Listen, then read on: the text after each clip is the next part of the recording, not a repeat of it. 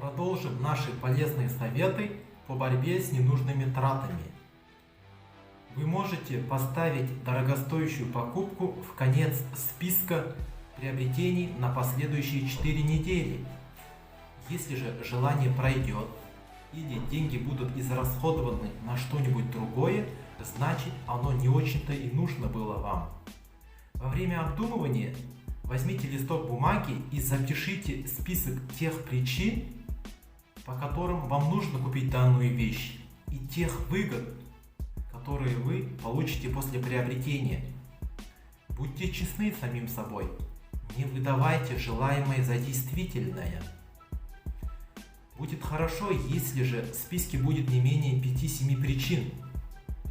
Припишите рядом стоимость и решите, готовы ли вы ради получения этих выгод потратить такую сумму. Дело в том, что деньги вытекают из вашего кармана день за днем. Это кажется на первый взгляд незначительным. Но если вы сократите ненужные расходы, то наберется приличная сумма, которой вы обязательно найдете достойное применение. И самое главное, это не потребует от вас особых усилий.